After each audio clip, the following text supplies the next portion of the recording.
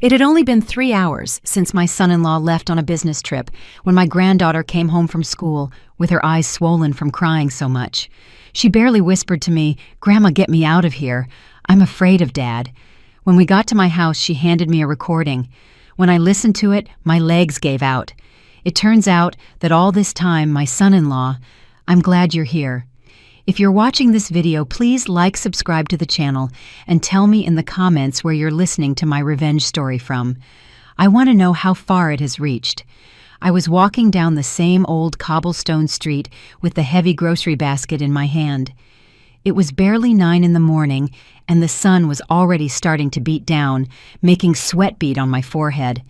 I was going to Emily's house, my daughter, who lives just 3 blocks from my house. The wooden door of her house creaked a little when I pushed it open. The house was silent. Only the hum of the ceiling fan could be heard. Daniel, my son-in-law, was standing in the middle of the living room in his immaculate business suit and perfectly combed hair. His familiar black suitcase was next to the sofa, as if it were ready to go. He looked at me and gave me one of those forced smiles that never seemed sincere to me. "Linda, please take care of the house and pick up Sarah these days. I'm leaving on a business trip. I'm sure it will take me a few days to get back," he said with a haste that betrayed his desire to end the conversation. I nodded, already used to this scene. Daniel traveled often for work, and since Emily was buried in her responsibilities, they often left Sarah, my little granddaughter, home alone. Sarah is only 10 years old. She is the daughter of Emily and Michael, her first husband. I'm sure by this time she had already gone to school early, like every day.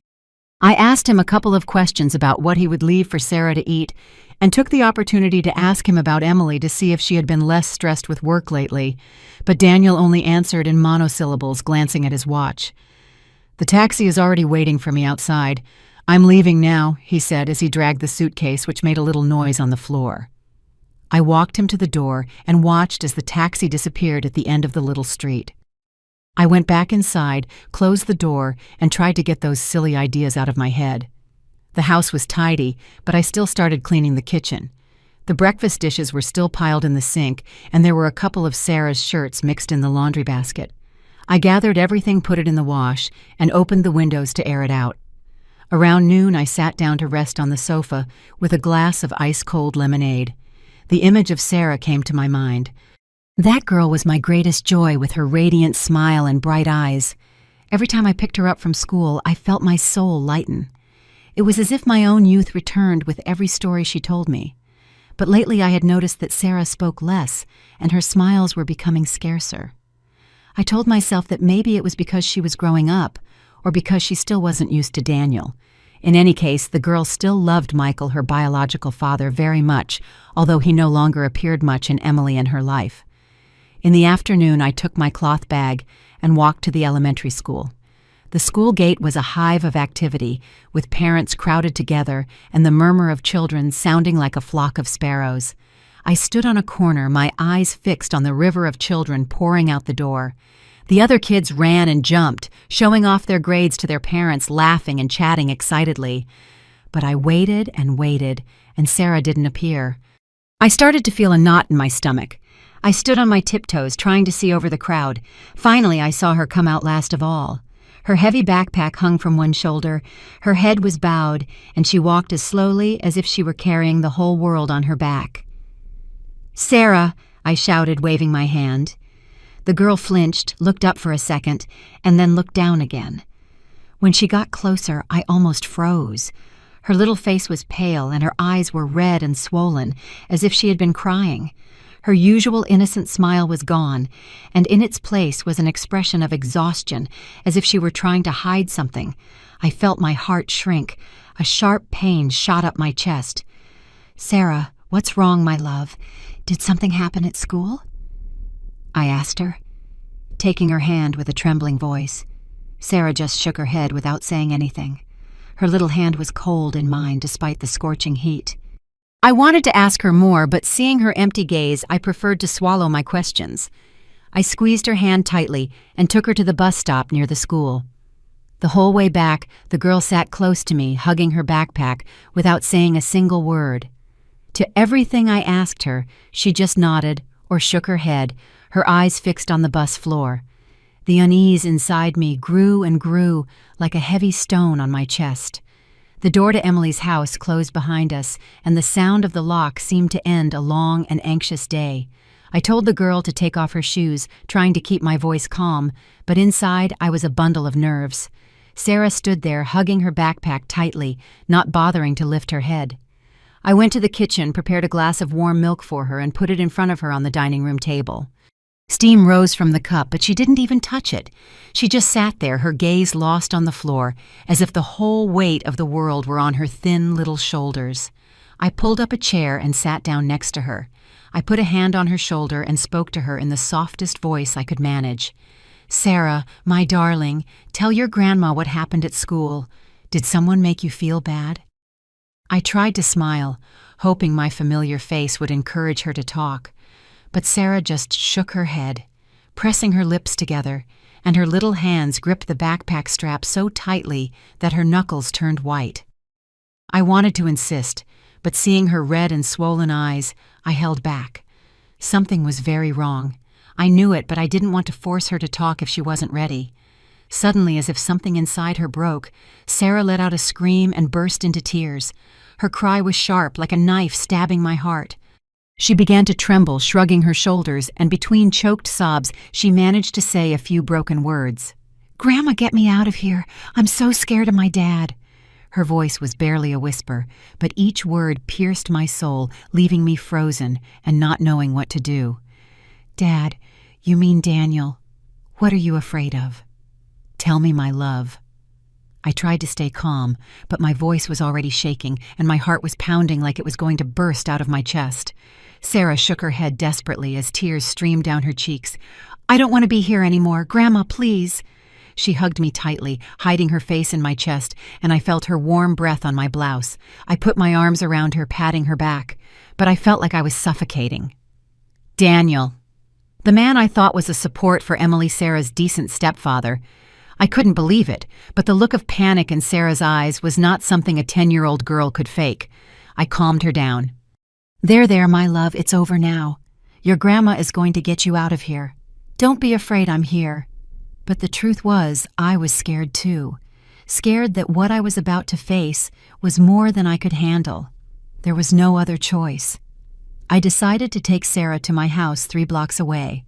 I took her hand, carried her heavy backpack, and we left Emily's house. Sarah walked beside me, dragging her feet with her head down. I didn't dare ask her more. I just squeezed her hand, trying to give her a little security.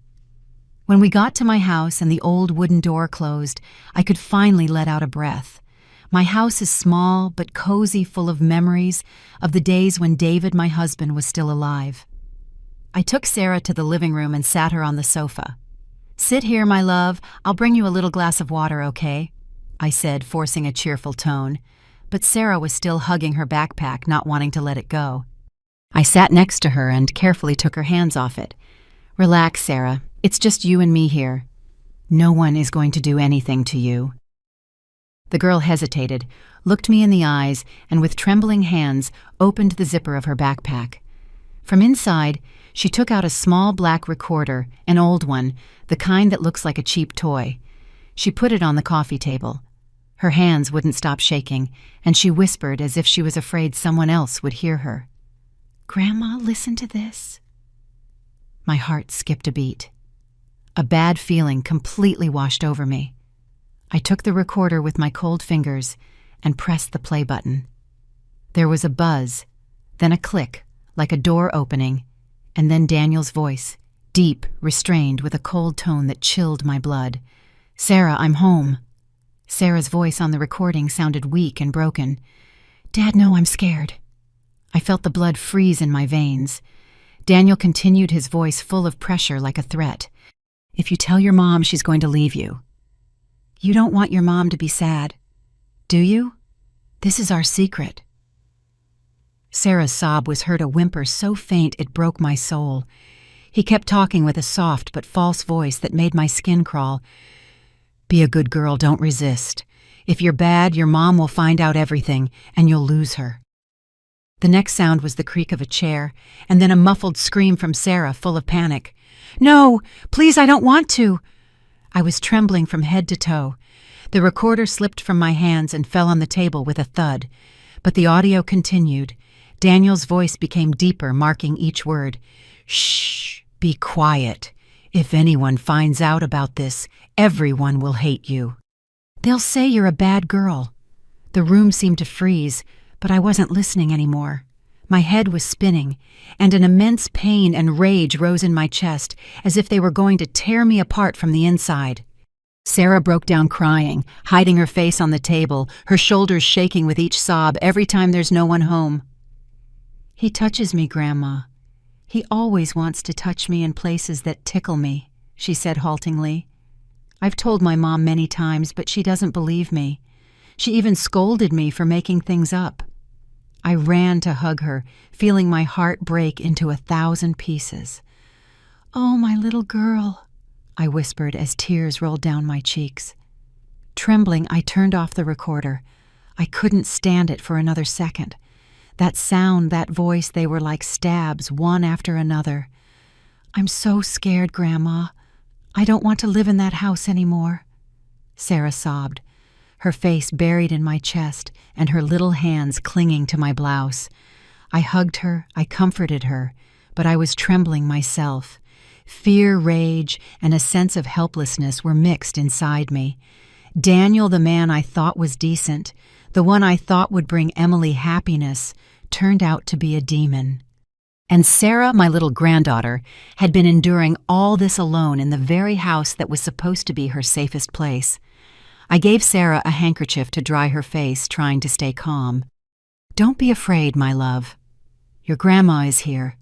I'm not going to let anyone hurt you again," I told her, although deep down I knew that from now on, nothing would be simple. I went to the kitchen, served her a plate of hot broth, and put it in front of her. "Eat a little, you need strength to be able to talk to your grandma." But Sarah just shook her head and snuggled closer to me, as if only there she felt safe. I sat there hugging her, watching her slowly fall asleep from exhaustion, her eyes swollen, her little hand still clinging to the recorder as if it were her last piece of evidence. I stroked her hair while the tears fell silently. Seeing Sarah sleep with her innocent face marked by pain, I knew that from that moment on, life for her and for me would no longer be peaceful. Night fell and my little house sank into silence, broken only by the constant ticking of the wall clock. Sarah slept beside me, her breathing irregular, her sleep anything but peaceful. I sat on the edge of the bed, gently stroking her silky hair. Each strand that slipped through my fingers reminded me of the days when she was a baby and would snuggle in my arms asking for a story. But now her innocent face was full of pain, and her swollen eyes still reflected fear. My heart felt heavy, as if a rock were crushing my chest. I picked up the phone, dialed Emily's number, my daughter. I wanted to ask her when she would be back. I wanted to tell her everything, to scream at her, so she would understand the pain her daughter was suffering. But the phone rang, and no one answered. I sighed, put the phone aside, and a sense of helplessness washed over me. Emily, so busy with her work, with her big projects, with the life she thought was happy next to Daniel. But didn't she see that Sarah, her own blood, was being destroyed inside that same house? Around 10 at night, Sarah woke up with a start. She looked around, disoriented, with a look of panic, as if she had just escaped from a nightmare. She hugged me tightly, her trembling little hands clinging to my clothes. "Grandma, I'm scared." Her voice was hoarse, weak, as if all her energy had been drained. "If my stepfather comes back and finds out I told you, he's going to scold me. What is he going to do to me now, Grandma?" Every word from Sarah was like a stab in my heart. I squeezed her shoulders, trying to make my voice sound calm, although inside I was boiling with rage and pain. "Don't worry, Sarah, I'm here. No one has the right to hurt you anymore, I promise." I helped Sarah sit up and carefully dried her tears. In a corner of the room, the recorder was still there like a silent, cold witness. I didn't even want to look at it, but I knew it was the only thing that proved Sarah's pain was not an invention. I looked for a small metal box, one of the ones David, my late husband, used to keep his little things in. I put the recorder inside and locked it with an old rusty key. "See," I told Sarah, forcing a smile, "your proof is safe. No one is going to take it from you." Sarah nodded. Her gaze seemed a little less scared, but she was still stuck to me as if I were her only refuge. I took her to the kitchen and heated up the plate of chicken broth that was left from the afternoon. The smell was delicious, but Sarah just looked at it without touching the spoon. "Eat a little."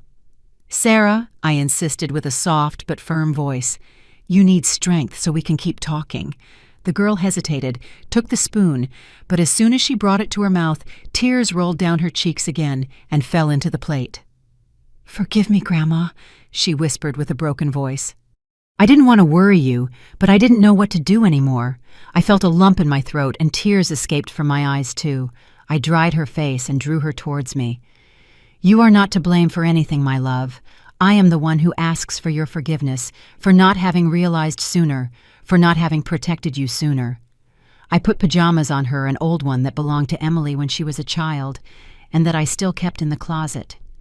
She lay down next to me in the old wooden bed where David and I slept together so many nights. I rocked her, singing her a song in a low voice that I used to sing to Emily when she was little. Sarah's breathing calmed down, but I knew that sleep could not relieve the nightmares she carried inside. I lay back, closed my eyes, but my mind wouldn't stop. Old memories came back like a slow-motion movie. I remembered David, my good husband, who passed away more than 10 years ago from a sudden stroke. When he was alive, this house was always full of laughter. At that time, Emily had just married Michael, a hard-working and good young man who always looked at my daughter with eyes full of love. I still remember their wedding day, Emily, radiant in a simple white dress, and Michael so nervous holding her hand in front of the guests, his face red as a primary school boy. I was there with tears running down my face, not of sadness but of happiness, seeing that my daughter had found a good man. Then Sarah was born like a ray of sunshine that illuminated our family. I remember the first day I held her so small, snuggled in my arms, looking at me with her round eyes. David from the yard shouted inside, "Linda, I'm going to make a little wooden doll for the girl so she can play," and he set to carving with such care, making beautiful little dolls, and smiled happily seeing Sarah cling to her gift. In the afternoons, Michael would come home from work, and the first thing he would do was pick up his daughter, kiss her cheeks while Emily prepared dinner. I would sit and watch them, the whole family together, and my heart felt warm like I was basking in the sun. Those were the happiest days, simple but complete. Everything started to fall apart when David, my husband, passed away. A sudden stroke snatched him from me, leaving this little house empty like a shell. I still remember that day when the doctor called me to the emergency room and told me in a soft but cold voice, "We did everything we could, Mrs. Linda." I stood there with no strength in my legs, seeing David motionless in the bed. His good face was now just a shadow. I didn't cry at that moment, but when I got home, when I sat in the chair where he always sat, I broke down in tears. The house, which was once full of laughter, now only had the ticking of the clock, as if counting the days of my loneliness. Emily was also shaken by her father's death. She tried to be strong, but I saw the empty look in her eyes every time she entered the house. Michael was no better. He was a good, hard-working man who always wanted to give his wife and daughter a good life, but his work started to go badly. A close friend convinced him to invest in a business that promised great profits. I remember that night when Emily and Sarah were already asleep. Michael sat with me in the yard, his eyes full of worry. "Mother-in-law, I don't want my wife and daughter to suffer because of me," he told me with a deep but determined voice. "If this business works out, I'm going to give Emily and Sarah a bigger house, a life without worries." I advised him to be careful not to rush, that happiness was not in money. But Michael was young, full of ambitions, and perhaps he felt the pressure to prove that he was the man of the house. I couldn't blame him, but my heart was not at ease. Only a year later, everything came crashing down. The business failed, and Michael lost everything. Debt surrounded him like a storm. I saw Michael change from being an optimistic young man to a silent man, always with a heavy expression on his face. Once I found him sitting in the yard with a lost look, red eyes holding a cigarette. He wasn't smoking.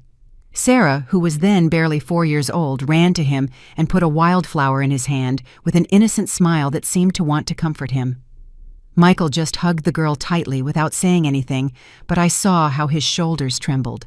The debt collectors started coming to the house, knocking on the door loudly. Their shouts could be heard all over the street. The neighbors started whispering, pointing at Emily every time she passed. I saw my daughter getting more and more tired, trying to carry the whole family, while Michael sank into despair. One night, Michael called Emily and me to the living room. He stood there with his fists clenched and said with a trembling voice, "Emily, I don't want you and Sarah to suffer because of me. I think we should get a divorce." Emily froze, broke into tears, and hugged Michael, begging him to stay. "Don't go, Michael. We'll get through this together." But Michael just shook his head, his eyes full of pain. "I don't deserve you, Emily. I don't want to drag you down with me." Sarah, too young to understand, just stood in a corner watching her mom cry and her dad drag a suitcase to the door. I was there with my heart in pieces, but I couldn't do anything. I understood Michael. I understood that for him, leaving was the only way to protect Emily and Sarah from the weight of the debts. But seeing my daughter fall to the floor hugging Sarah and crying, I wanted to scream that it was all a mistake. Michael left, taking a piece of Emily and Sarah's heart with him and leaving a void that I knew would never be filled. After that day, the debt collectors stopped coming. Emily cut off all contact with Michael and threw herself completely into her work. She worked like crazy day and night at the office, as if only work could help her forget the pain. Not long after Emily got a raise and then a promotion, she decided to take Sarah to rent an apartment far from this house, full of memories of David and me. I supported her, but I couldn't help feeling sad. I saw Sarah less, only occasionally picking her up for the weekend. On those occasions, I saw that Sarah missed her dad, and she would ask me, "Grandma, where is my dad? Is he coming to play with me?" I could only hug her and lie, telling her that her dad was busy, but that he would come to visit soon. Michael, during those years, lived in silence, working tirelessly to pay off his debts. He didn't come to the house often for fear that the debt collectors would appear and bother Emily and Sarah. But I knew he never stopped loving Sarah. Once I saw him standing on the corner at a distance from Emily's house, watching the girl play in the yard. He didn't get closer. He just stood there, his eyes full of love and regret. I wanted to call him, tell him to come in, but I stopped myself for fear of complicating things further. In the years following Michael's departure, I saw Emily struggle to get ahead like a tree trying to grow in the middle of a storm. She took refuge in her work, spending days and nights at the architecture firm, as if only blueprints and contracts could help her forget the pain of having lost her father and her husband. Emily rose quickly, going from being just another employee to a trusted person, to her bosses in charge of important projects. I felt proud, but it also hurt me to see her. She was still young, barely in her 30s, but the sparkle in her eyes was gone. I knew that Emily was not only building a career, but that she also longed for a new home. A place where Sarah could grow up with love and where she herself would stop feeling alone. I still went to her house often to take care of Sarah on the days she came home late. Sarah, my granddaughter, was older now, but she was still a sensitive girl who loved to hug me and tell me things about school. In those moments, my heart felt light, but I couldn't help but worry. Emily was so busy that she barely had time to play with her daughter, and I feared that Sarah would feel lonely in her own home. I tried to make up for it, cooking her favorite dishes, telling her stories about her grandfather David, but always with a lump in my throat. A child needs her mom, her dad, and at that time Sarah only had me when Emily wasn't there, and then Daniel appeared. I still remember the first time Emily told me about him. Her voice sounded excited, as if she had found a light after so many dark days. "Mom, I met him at the company party," Emily told me with her eyes lit up. "Daniel is a mature, very polite man, and he's very pleasant to talk to. He works in the finance department, and everyone really likes him." I smiled happy for her, but deep down I felt some reservation. After all the suffering with Michael, I only wished that Emily would find someone truly good, not just for her but also for Sarah. Over time, Daniel became a constant presence in Emily's house. Every time he came, he brought a basket of fresh fruit, or some little gift for Sarah, an ice cream, a little doll, a coloring book. I watched how Daniel spoke to Sarah in a soft voice, always joking to make her laugh. Once I went to visit and I found him changing a light bulb in the yard with sweat beading on his forehead. He looked up and smiled at me. "Don't worry, mother-in-law. The house repairs, leave them to me." That attitude reassured me a little. I thought that maybe Emily had finally found a man who cared about his family, someone who could give her the happiness she deserved so much. At first, Sarah was shy with Daniel. She used to hide behind me and barely forced a smile when he gave her a gift.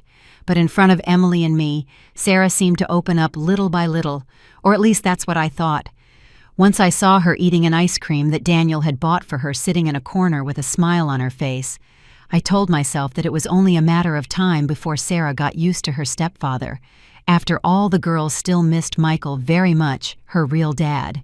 The few times Michael called to see how she was, Sarah would tell me excitedly with a cheerful little voice, like a little bird's.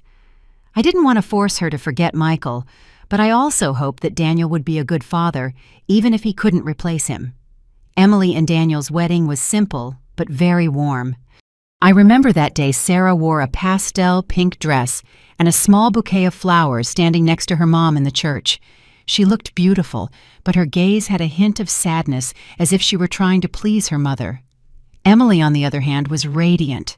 Her smile shone as brightly as the day she married Michael. I was sitting in one of the pews, with tears rolling down my cheeks, not of sadness, but of hope. I prayed silently, asking that this be a new beginning for my daughter, for Sarah, for our whole family. Daniel, with his polite air and confident smile, made me believe that he would bring peace to Emily and her daughter's life. After the wedding, Daniel moved into Emily's house. He behaved like a hard-working man, took Sarah to school, often stopped by my house to say hello, and even fixed the wooden door in Emily's kitchen that always creaked. I saw him as detail-oriented, attentive, and I began to think that I had worried for nothing. Once Daniel brought me a jar of honey, saying he had bought it in his hometown and knew I liked it. "Take care, Mrs. Linda," he told me with a sincere tone. I thanked him, feeling a relief in my heart. Maybe I thought Daniel really was a good man, but Emily was getting busier and busier. She took on more big projects, left early, and came back very late sometimes, even staying at the office on weekends. Daniel, for his part, began to travel a lot for work, leaving Sarah home alone more frequently. I began to worry. I was afraid the girl would feel lonely. One day, Emily called me. Her voice sounded exhausted. "Mom, I'm swamped with work." "I can't be attached to Sarah all the time. Could you come take care of her during the day?" I heard her voice and felt a mixture of pity and sadness. "Of course, dear, don't worry." "I'll take care of Sarah," I replied without hesitation. I loved Emily, but I loved Sarah more. A 10-year-old girl, no matter how strong she is, needs care and love. From that day on, a new routine was formed. Early in the morning, I would go to Emily's house, prepare Sarah's breakfast, and take her to school. In the afternoon, I would pick her up, make her lunch, and ask her how her day had been. At night, I would return to my house with a happy heart for having been with Sarah, but also heavy-hearted seeing that she talked less every day. There were days when I noticed that Sarah forced a smile and her gaze would wander when I mentioned Daniel. "Do you have fun with your stepfather?" I would ask, trying to sound casual. Sarah would just shake her head and whisper, "Everything's fine, Grandma." I felt a lump in my throat, but I didn't dare insist. I told myself that maybe she still wasn't used to Daniel, especially since she still missed Michael so much. Tonight, after the truth came out, I could barely sleep. My eyes were irritated, but sleep wouldn't come. The recording of Daniel's voice kept playing in my head. Each cold word, each sob from Sarah were like stabs in my heart. I was lying next to my granddaughter, seeing her innocent face trapped in a restless sleep, and I felt my soul hanging by a thread. The next morning, I tried to act normal. I took Sarah to school like any other day. The girl was silent, not saying anything, just squeezing my hand the whole way. I smiled at her, pretending everything was fine, but inside, I knew I was preparing for a battle. The recorder was in my old cloth bag like a ticking time bomb. I left Sarah in her classroom, watching her walk slowly, her heavy backpack making one shoulder lower than the other. "Be good, my love," I told her, forcing a sweet voice. Sarah just nodded her gaze, still full of anguish. I turned around with my heart in pieces, and I promised myself that today I would confront Emily, even if it meant destroying what was left of our family. Emily didn't get home until late. I decided to stay, although normally I would have been at my house by that time. I sat at the dining room table clutching my cloth bag, feeling a fire inside but trying to stay calm. When Emily came in, I saw she was exhausted with dark circles under her eyes. She quickly took off her heels and threw her purse on the sofa. "Mom, you haven't left yet?" she asked. Her voice sounded surprised, but she couldn't hide her fatigue. I didn't answer right away. I just got up and pointed to a chair. "Sit down, Emily. I need to talk to you." Sarah was sitting next to me, silently hugging her backpack with her head down. I took the recorder out of my bag, put it on the table, and with trembling fingers pressed the play button. The buzzing sound was heard, and then Daniel's voice, cold and terrifying. "Sarah, I'm home." Sarah's voice between sobs answered on the recording. "Dad, no, I'm scared."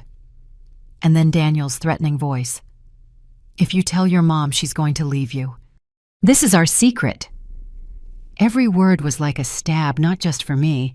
I saw how Emily froze her eyes wide, clinging to the edge of the table. But then, as if she didn't want to believe it, Emily frowned and dismissed it with a wave of her hand. "Impossible. This is a fabrication. Sarah, you hate your stepfather, and that's why you made all this up, right?" Her voice was harsh, as if she were trying to deny the truth in front of her. I looked at her in disbelief. "Emily!" I almost shouted at her, my voice trembling with rage. "Don't you hear that it's Daniel's voice? She's a 10-year-old girl. How is she going to make something like this up?" I pointed to the recorder, my hand trembling, feeling my blood boil. Emily turned red, stood up abruptly, and her voice became a scream. "Then you explain it to me. How would a girl know how to record something like that? Sarah is always asking to go with Michael. I'm sure he convinced her." "Michael is jealous of Daniel. He wants to destroy this family. Even before I married Daniel, Michael would call me to make up gossip and speak ill of him."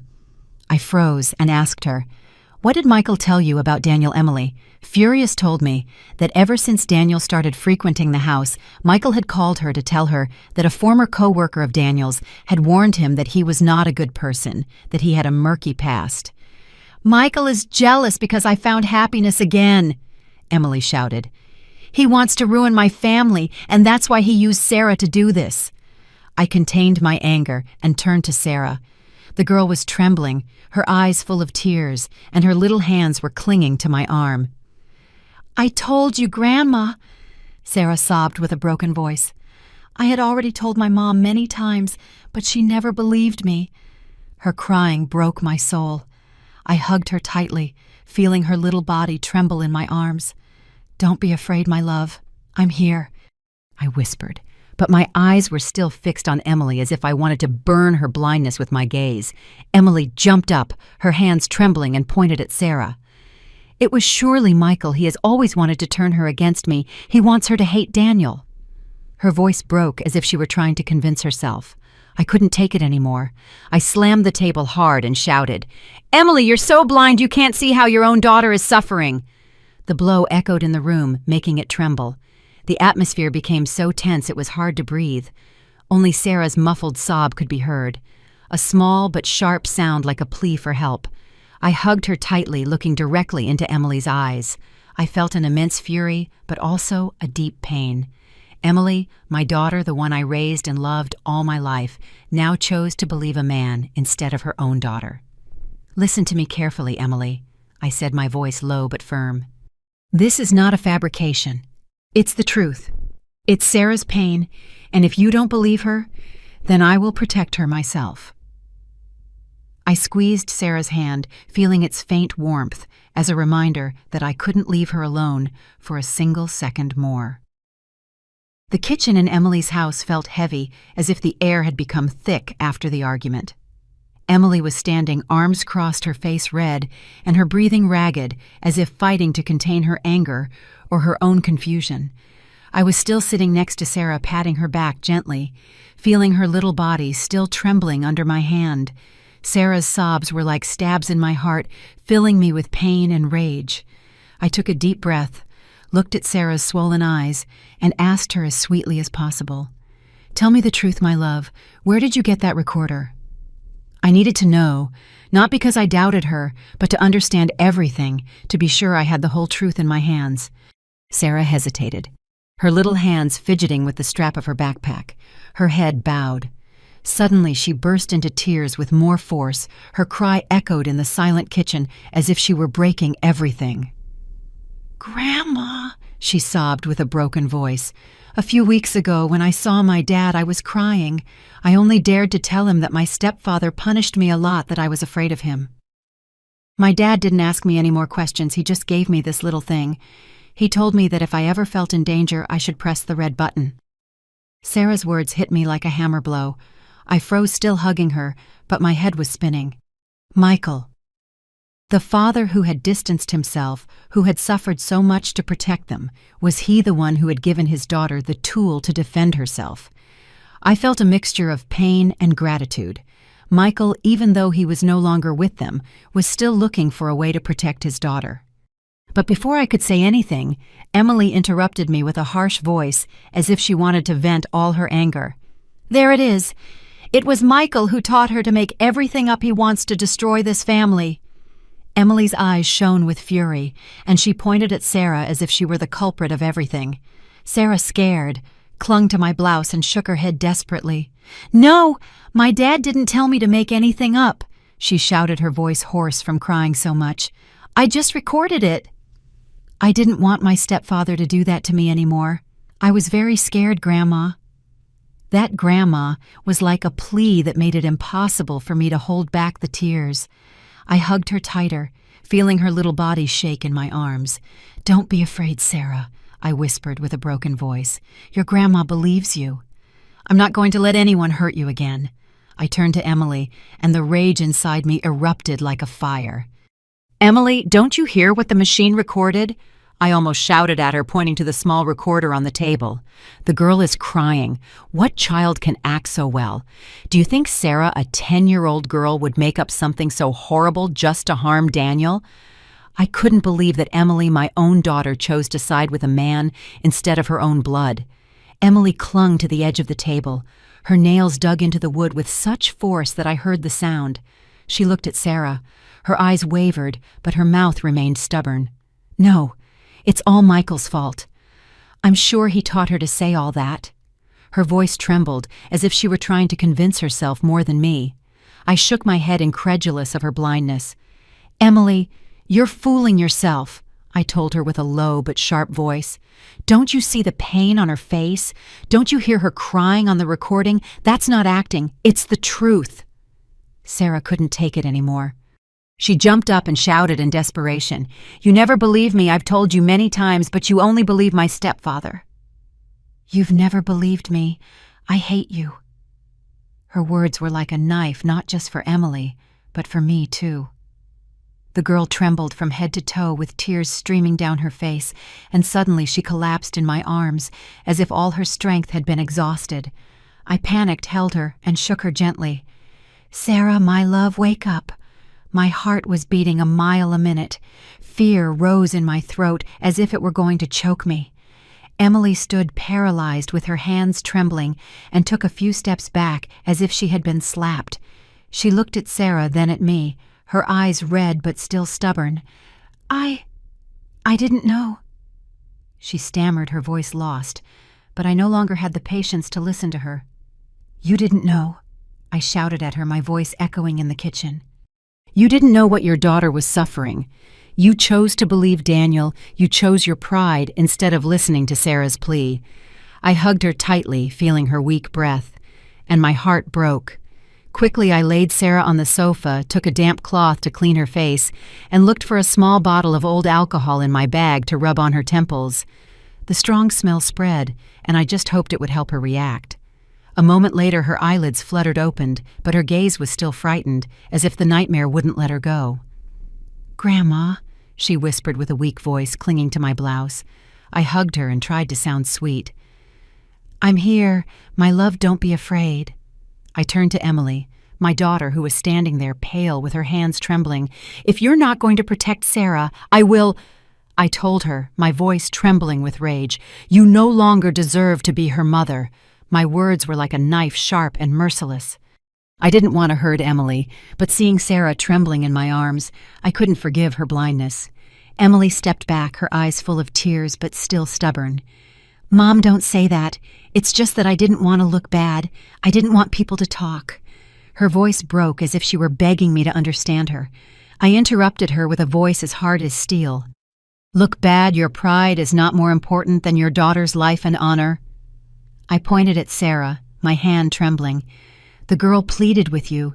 She told you so many times, but you chose to believe Daniel. You chose your appearance of happiness instead of your own blood." I almost screamed, no longer able to contain myself. Emily stood there, her shoulders slumped, but I no longer had the patience to console her. I had already lost David. I had already lost my family's happiness. I couldn't let Sarah suffer for a second longer. Without hesitation, I took out my phone and dialed Michael's number. His voice sounded on the other end worried. "Mother-in-law, what happened? Why are you calling me so suddenly?" I took a deep breath, trying to calm my voice.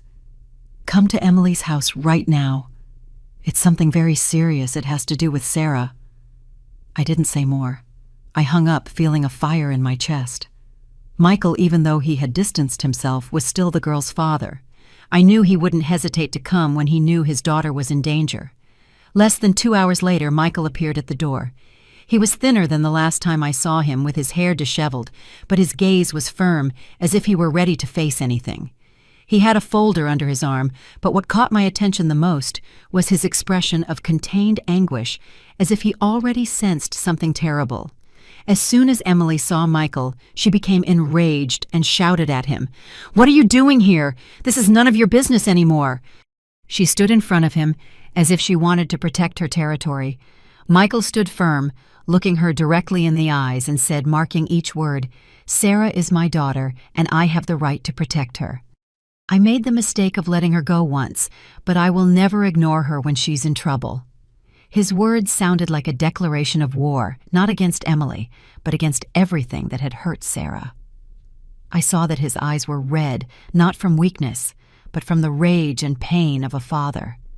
Sarah burst into tears, broke away from my arms, and ran to hug Michael, burying her face in his chest and saying between sobs, "I want to go with you, Dad. I don't want to go back to this house. I hate my mom. I hate my stepfather." The girl's crying filled the room, breaking the air. Michael hugged her tightly, stroking her hair, and told her with a broken voice, "I'm here, Sarah. I'm not going to let you be afraid anymore." I stood there with tears running down my face, feeling a small comfort in seeing that Sarah had found a refuge, but at the same time it hurt me to see my family break apart once more. Michael looked up and looked at me confused. I didn't say anything. I just silently took the recorder and pressed the play button. Daniel's voice echoed cold and terrifying. Every word was like a stab. Michael's face changed quickly from confusion to horror, and finally to fury. When the recording ended, he jumped up with his fists clenched and turned to Emily, shouting so loud it seemed like he was going to break something. I may have failed Emily, but I never turned my back on Sarah. "You, on the other hand, left her in the hands of a monster." Michael's words were sharp, like a direct slap to Emily's face. Sarah let go of Michael and stood there with her eyes red, staring at her mother. Her voice trembled, but it was full of resentment. "Mom, I put up with it for a long time. It wasn't once or twice, it was many times. When you weren't there, when it was just him and me, I was very scared. I told you, I begged you to believe me, but you only scolded me. You told me I was making it up, that I hated my stepfather, and that's why I was telling lies. Every time you did that, I felt like nobody cared." Sarah's words were like a flood that washed away everything.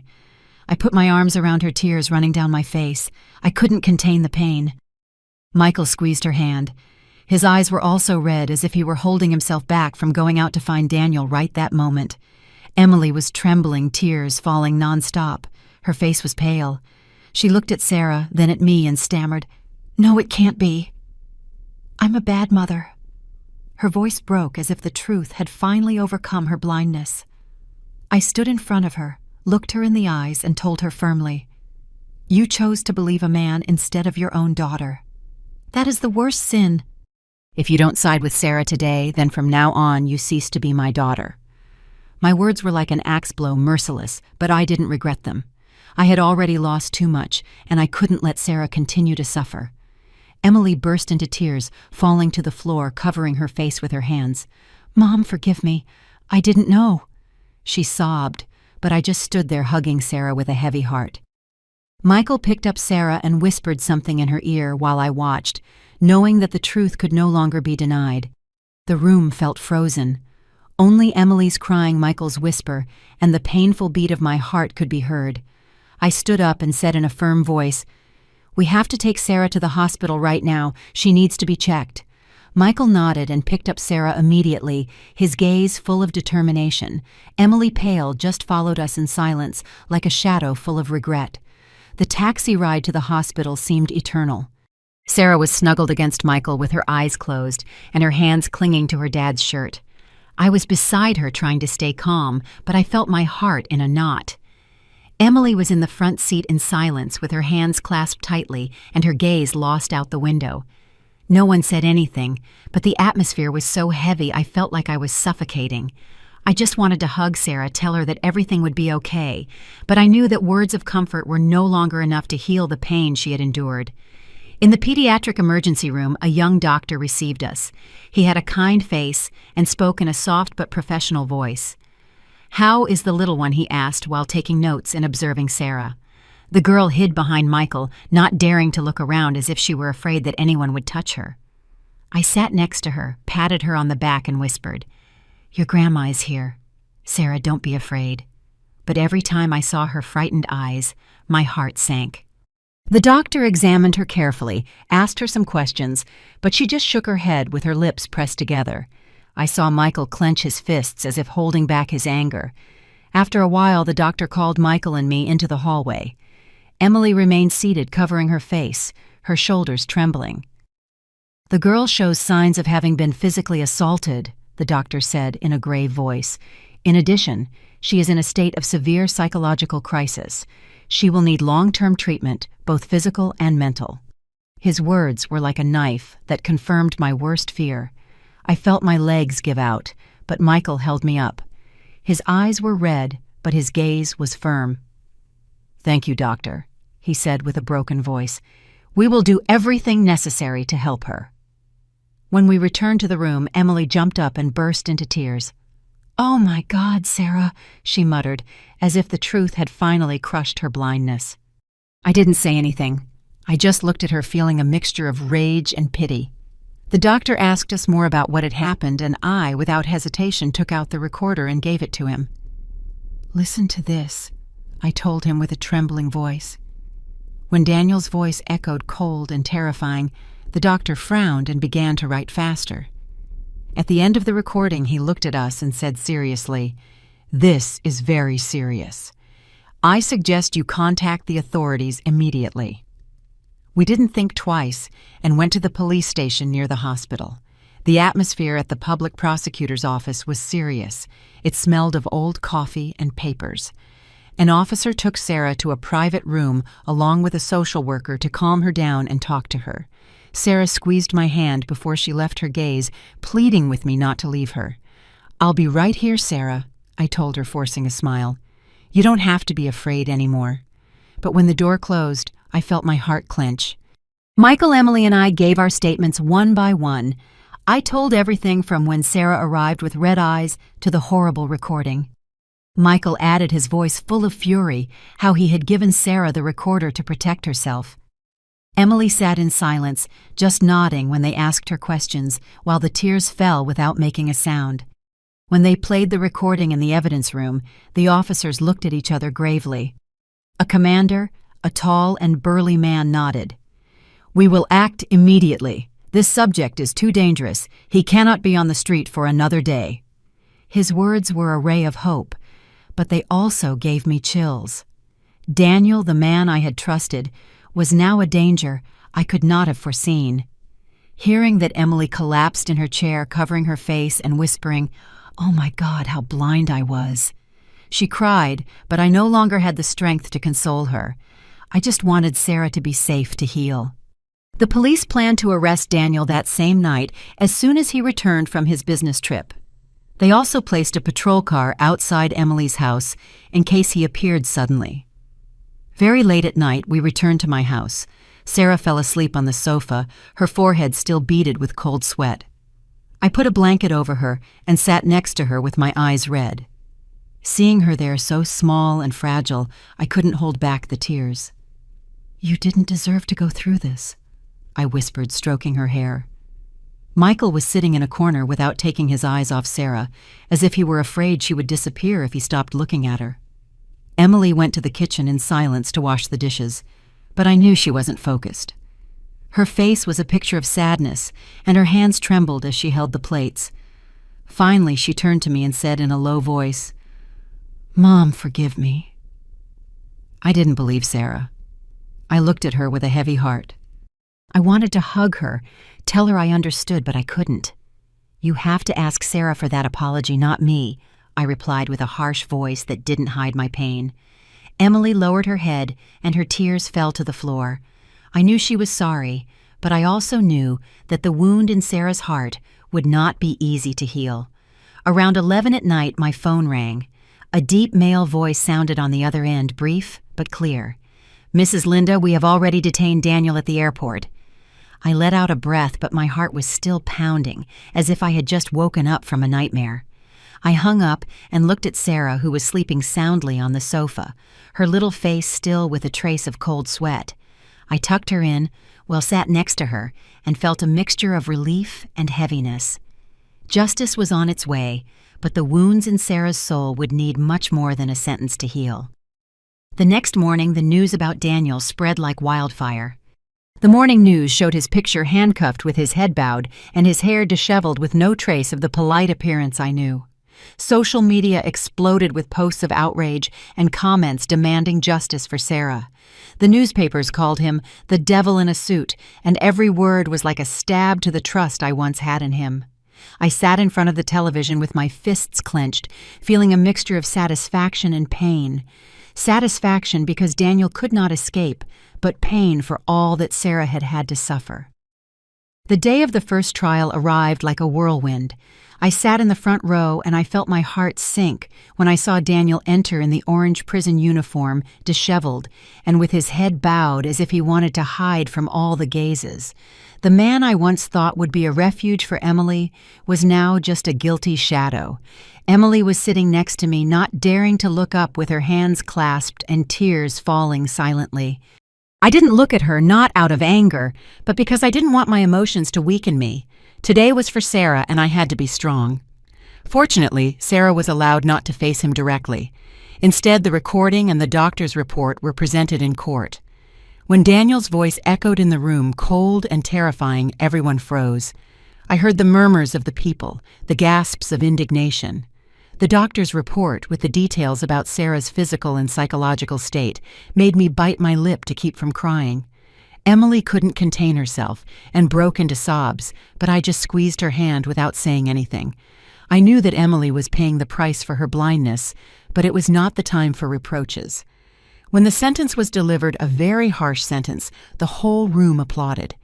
Daniel was found guilty, and I knew that justice had been done. But when he was taken out of the courthouse, the crowd outside threw eggs, rotten vegetables, and even garbage at him. They shouted at him with voices full of hatred. "Pay for what you did, demon!" I stood there watching that scene with a mixture of satisfaction and sadness. Satisfaction because Daniel was getting what he deserved, but sadness because none of that would erase the dark days that Sarah lived. Emily became the center of criticism after the trial. The newspapers called her the blind mother. The neighbors whispered and even avoided her on the street. Once I heard Mrs. Rose, my lifelong neighbor, whisper to another person, "How is it possible that a mother doesn't believe her daughter and lets her suffer like that?" I wanted to defend Emily, to say that she had also been a victim of her own blindness, but I couldn't. Emily accepted everything in silence, as if it were the price she had to pay. "Mom, I deserve it," she told me once, her voice full of regret. I just nodded without answering, because I knew that only time and her actions could repair her mistake. Sarah moved in with me. My little house, which felt so empty since David died, was now filled again with her voice. I tried to create a safe space for her, a place where she could laugh without fear. Shortly after, a psychologist contacted me offering to help Sarah for free, moved by her story. "The girl needs to heal," she told me with a warm voice. I accepted, immediately grateful that there were still good people willing to help. Little by little, Sarah began to open up.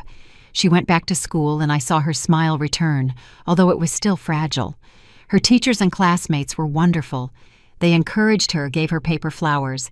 They made themselves with simple messages like, "Sarah, you are very strong," or "Keep it up, we are here with you." Every time Sarah came home with one of those flowers, I saw how her eyes lit up, as if little rays of sun were seeping into her heart. Michael, after paying all his debts, came to visit Sarah frequently. He took her to the park. We cooked simple meals together, but full of laughter. Sarah clung to her dad like before, excitedly telling him things about school, about her new teacher, or the boy who sat next to her. Seeing them together, I felt my soul rest, as if a piece of the old happiness were returning. Michael had also changed. He was no longer the silent, repentant man of before.